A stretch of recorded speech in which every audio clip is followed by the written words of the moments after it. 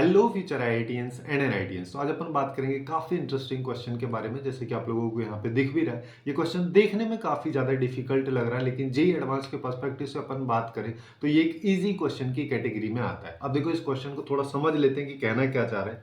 अपने को यहाँ पे क्या बोला है, जी एक फंक्शन दे रखा है जो कि एफ फंक्शन के रेस्पेक्ट में है और एफ फंक्शन के लिए दो डिटर्मिनेंट्स का सम दे रखा है। उसके बाद फिर एक तीसरा फंक्शन पी एक्स अपने को बोला है जो कि एक क्वाड्रेटिक पॉलिनोमियल है। फिर क्या बोला है कि उसके जो दो रूट्स होंगे वो जी फंक्शन की जो मैक्सिमम और मिनिमम वैल्यूज हैं वो दोनों उसके रूट्स हैं, और पी की जब x इक्वल टू 2 पे वैल्यू जो है वो भी अपने को दे रखी है। उसके बेसिस पे फिर अपने को ये ऑप्शंस बताने इनमें से कौन सा करेक्ट है कौन सा इनकरेक्ट है। तो सबसे पहले मेरे को यहाँ पे p फंक्शन निकालने के लिए g फंक्शन पता होना चाहिए, g फंक्शन निकालने के लिए f फंक्शन पता होना चाहिए। तो सबसे पहले अपन f फंक्शन पे फोकस करते हैं। तो f फंक्शन के बारे में अगर मान लो अपने को ये दो डिटर्मिनेंट्स दे रखी हैं, तो एक चीज यहाँ पे देखो कि इसकी वैल्यू जीरो है साइन पाई की, है ना। कॉस पाई बाई 2 की वैल्यू भी जीरो होती है और टेन पाई की वैल्यू भी जीरो होती है। अब एक चीज और देख लेते हैं कि ये ऑड ऑर्डर का अपने पास में एक डिटर्मिनेंट है जिसके डायगोनल एलिमेंट्स जीरो हैं। तो सीधा सीधा अपन यहाँ पे देख पा रहे हैं कि ये एक्चुअली में एक स्क्यू सिमेट्रिक बन रहा है।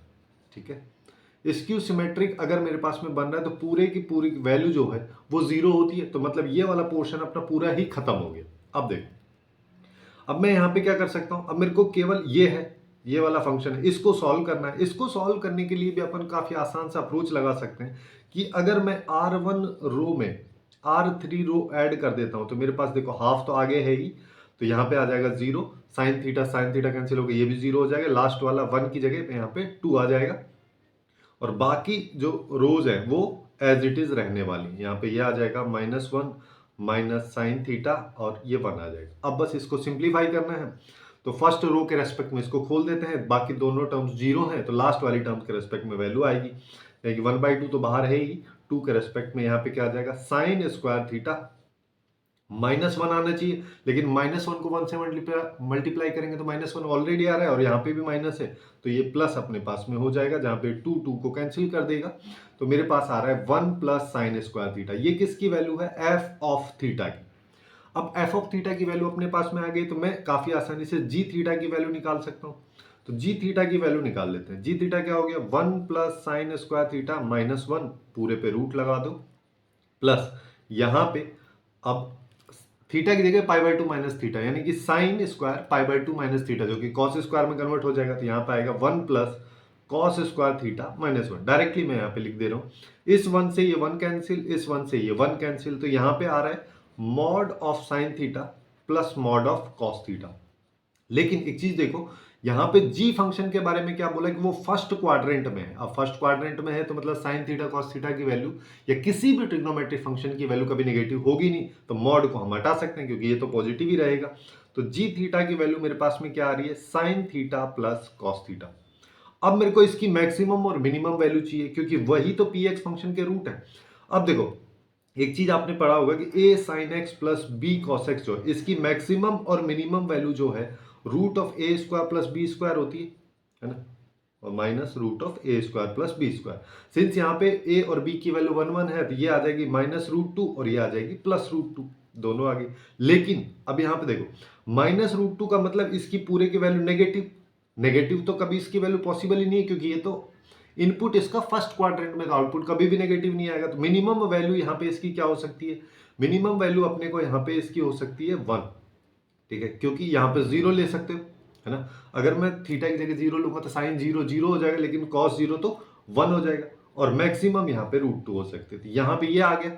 अब इसका फायदा अपने को क्या मिल रहा है, ये इसकी मिनिमम वैल्यू है और ये इसकी मैक्सिमम वैल्यू है, तो दोनों रूट मिल गए। अब पी एक्स फंक्शन पे बात करते हैं। तो पी एक्स फंक्शन जो है वो जनरली देखो अपन इसको कैसे लिखते हैं, A X square plus B X plus C में लिख सकते हैं। दूसरा सबसे अच्छा रहेगा कि लैम्बडा टाइम्स मल्टीप्लाई करके एक ऐसा लिखते हैं ना, x माइनस x1 और x माइनस x2, इस फॉर्मेट में भी लिखते हैं जहां पे x1 और x2 इसके रूट्स हैं। तो मेरे पास पी एक्स फंक्शन क्या आ गया, लैम्बडा इंटू एक्स माइनस √2 और x माइनस 1। अब जो अपने को वैल्यू दे रखी है इसका यूज कर लेते हैं। जब x की जगह पे 2 डालता हूं तो p2 की वैल्यू क्या है, 2 माइनस √2। ये किसके इक्वल हो जाएगी, लैम्बडा इंटू 2 माइनस √2, और x की जगह 2 डाल रहे हैं तो ये 1 हो जाएगा। ये वैल्यू और ये वैल्यू दोनों सेम है, खत्म हो जाएगी, तो यहां से लैम्बडा की वैल्यू आ गई 1, जिसका मतलब मेरे पास पी एक्स फंक्शन की वैल्यू क्या आ रही है, जो क्वाड्रेटिक पॉलिनोमियल है वो अपने पास में ये आ रहा है ना। अब मैं इसको इस फॉर्मेट में इस वजह से लिख रहा हूं क्योंकि इन वैल्यूज को अभी मेरे को इस फंक्शन में डालना पड़ेगा। अब देखो यहां पे मेन कहानी क्या है कि पॉजिटिव और नेगेटिव का, ये बोल रहा है नेगेटिव होना चाहिए पॉजिटिव होना चाहिए, नेगेटिव होना चाहिए पॉजिटिव होना। अब देखो यहां पे पॉजिटिव कब होगा, जब ये वाली वैल्यू जो है ये पॉजिटिव आउटपुट दे या ये पॉजिटिव आउटपुट दे। दूसरा कॉम्बिनेशन ये नेगेटिव आउटपुट दे सकता है, ये भी नेगेटिव दे सकता है। अब यहां पर देखो सबसे पहली चीज, पॉजिटिव होने के लिए x को क्या होना पड़ेगा, √2 से बड़ा, यानी कि x को 1.414 से बड़ा। अब यहां पे देखो सब में डिवाइड बाय 4 है ना। वैसे तो डायरेक्टली अपन यहाँ पे वैल्यूज डाल के भी कर सकते हैं, बट एक और भी आसान अप्रोच है कि यहाँ पे कुछ भी मान लो, ये जैसे ऊपर वाली वैल्यू इसको मैं अल्फा बोल दे रहा हूँ, अल्फा डिवाइडेड बाय हर बार 4 है, 4 यहाँ पे हर बार कॉमन है, ये ग्रेटर देन होना चाहिए 1.4 से, तो अल्फा की वैल्यू ग्रेटर देन होनी चाहिए 1.4 इंटू 4 यानी कि 5.6। 5.6 से बड़ी अगर अल्फा की वैल्यू होगी तो पॉजिटिव मिलेगा, है ना। पहले ये वाला सीन देख लेते हैं। अब देखो जैसे कि ये 1.4 है तो यहाँ पे क्या है 4.4 आ जाएगा, डिवाइड करोगे या फिर 4.4 जो है एक्चुअली में 5.6 से छोटा है, जिसका मतलब यहाँ पे 5.6 से छोटा है, जिसका मतलब ये जो x माइनस √2 है ये एक्चुअली में अपने को एक नेगेटिव वैल्यू देगा, है ना। अगर ये वैल्यू नेगेटिव देगा और 1 से बड़ा है तो ये पॉजिटिव देगा, जिसका मतलब इसका आउटपुट जो है टोटल वो नेगेटिव में आने का, जिसका मतलब अपन यहाँ पे बोल सकते हैं ये ऑप्शन अपना करेक्ट है। दूसरा चीज अब यहाँ पे इसको देख लेते हैं। अब यहाँ पे क्या बोल रहा है 1 + 3 इंटू 1.4 है ना, तो ये आ जाएगा 5.2। 5.2 आ गया, जिसका मतलब ये भी 5.6 से छोटा है तो ये भी नेगेटिव देगा, तो यहाँ पे पॉजिटिव लिखा है तो ये गलत हो जाएगा। अब सी पे आ जाते हैं, सी में 5.4 ये आ गया, है ना, तो ये हो गया 7 - 1 यानी कि 6 हो गया, 6 जो कि 5.6 से मेरे पास में बड़ा है, जिसका मतलब अल्फा की जो वैल्यू 5.6 से बड़ी है तो ये वाली वैल्यू भी पॉजिटिव रहेगी और ये वाली वैल्यू भी पॉजिटिव रहेगी, तो अल्टीमेटली अपने को पॉजिटिव मिलेगा, तो ये भी सही हो गया।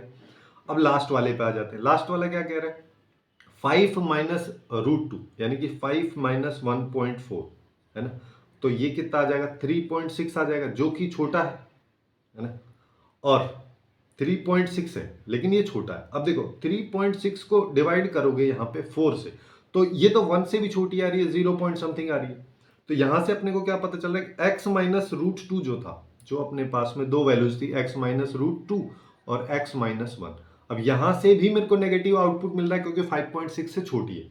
दूसरी यहां से भी मेरे को नेगेटिव आउटपुट मिल रहा है क्योंकि ये 1 से भी छोटा है, तो अल्टीमेटली ये पॉजिटिव देगा, है ना, अगर x की जगह ये वैल्यू डालेंगे p फंक्शन में, लेकिन यहां तो नेगेटिव लिखा है तो ये भी गलत हो जाएगा। तो अपने पास दो ही इसके करेक्ट आंसर आएंगे, ए और सी।